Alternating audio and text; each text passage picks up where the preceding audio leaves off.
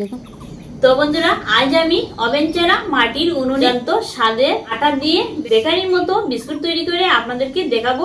এই বিস্কুটের রেসিপিটা আপনাদের কাছে শেয়ার করছি। আপনারা কিন্তু পুরো ভিডিওটি দেখতে থাকুন, আশা করি ভীষণ ভালো লাগবে। তাহলে চলুন কাজে লেগে পড়ি। এই পাত্রের মধ্যে নিয়ে নিচ্ছি 200 গ্রাম আটা, তারপর দিচ্ছি 100 গ্রাম গুঁড়ো করে নেওয়া চিনি, 2 চামচ গুঁড়ো করে নেওয়া সুজি, হাফ কাপ গুঁড়ো দুধ, স্বাদ মতো নুন দিচ্ছি, আর দিয়ে দিচ্ছি এই চামচের হাফ চামচ বেকিং পাউডার। তো সব উপকরণগুলো দিয়ে দিলাম, এবারে ভালো মতো মিশিয়ে নিব।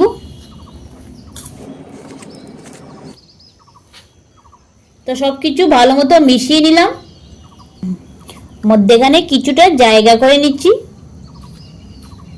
এখন এর মধ্যে দিয়ে দিচ্ছি এই বাটি দিয়ে 1 বাটি সাদা তেল।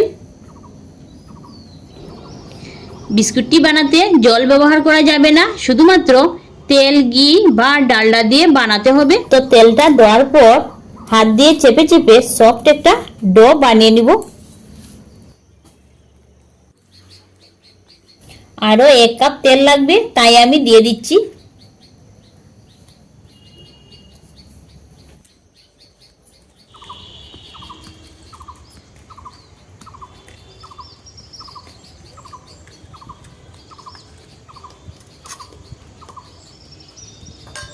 তো দেখুন, ডোটা আমি বানিয়ে নিলাম, আর ঠিক এমনটাই হয়েছে।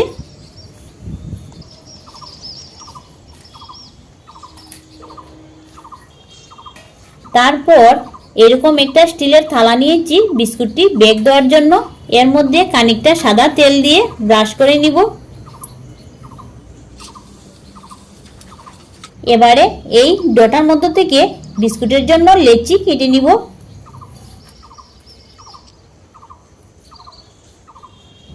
তো এইরকম সাইজের একটা লেচি আমি নিয়ে নিলাম। এবারে হাতের সাহায্যে চেপে চেপে এইরকম গোল করে নিতে হবে। গোল করে একটা বিস্কুটের ডিজাইন আমি দিয়ে দিলাম। এখন ওই তেল ব্রাশ করে নেওয়া থালার মধ্যে রেখে দিচ্ছি। সেম পদ্ধতিতে আমি আরেকটা বানিয়ে দেখিয়ে দিচ্ছি।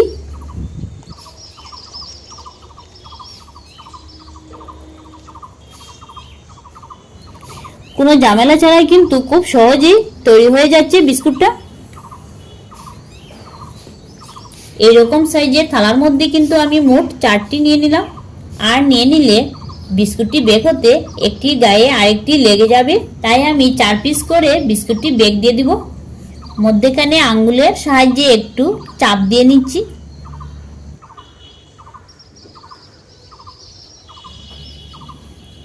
এর মধ্যে একটি একটি করে বাদাম দিয়ে দিব।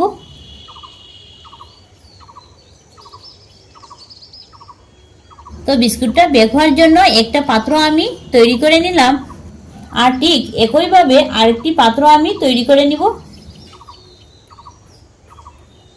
তো 2টি পাত্র আমি তৈরি করে নিয়ে নিলাম, এবারে বেক দিয়ে দিব। তো এখন উনুনটা ধরিয়ে নিয়ে কিছুটা বালি আমি গরম হওয়ার জন্য বসিয়ে রেখে দিব। এইরকম একটা পাত্র উনুনের মধ্যে চাপিয়ে দিচ্ছি।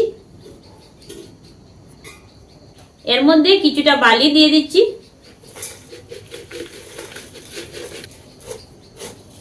বালি দেওয়ার পর এরকম একটা স্ট্যান্ড এর উপরে বসিয়ে দিচ্ছি। 5 মিনিটের জন্য চাপা দিয়ে রেখে দিচ্ছি বালি গরম হওয়ার জন্য। তো 5 মিনিট পর চাপাটা সরিয়ে নিচ্ছি।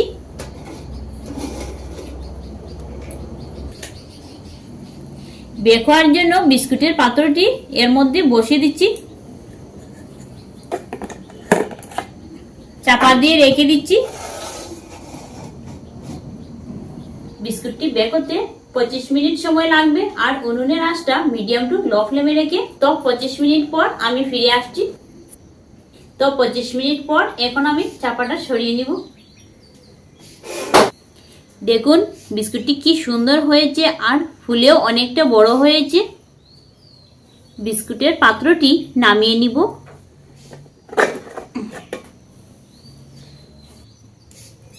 তো নামিয়ে নিলাম, আর বিস্কুটটি ঠান্ডা হওয়ার পর এই পাত্র থেকে সরিয়ে নিব, তা না হলে বিস্কুটটি ভেঙে যাবে।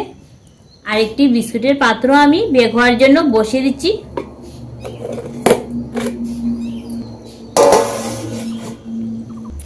এদিকে বিস্কুটের পাত্রটি ঠান্ডা হয়ে গিয়েছে, এখন বিস্কুটটা সরিয়ে নিব। দেখুন নিচ দিকটা কত সুন্দর হয়েছে।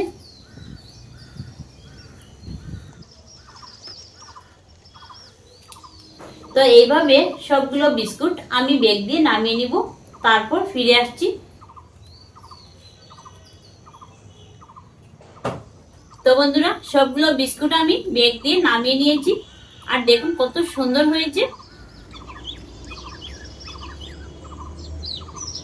তো একটা বিস্কুট ভেঙে আপনাদেরকে দেখিয়ে দিচ্ছি।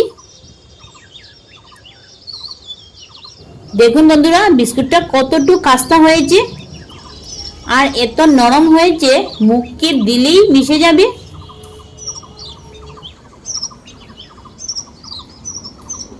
সত্যি বিস্কুটটা না অসাধারণ হয়েছে। এই বিস্কুটটি যাকে খাওয়াবেন তিনি কিন্তু বুঝতেই পারবেন না যে এটা ঘরে বানানো হয়েছে। বন্ধুরা, আপনারা একবার ঘরে ট্রাই করে দেখবেন, অনেকদিন সংগ্রহ করে রেখে খেতে পারবেন। আর ভিডিওটি ভালো লেগে থাকলে চ্যানেলটি সাবস্ক্রাইব করে আমাদের পাশে থাকবেন। ধন্যবাদ।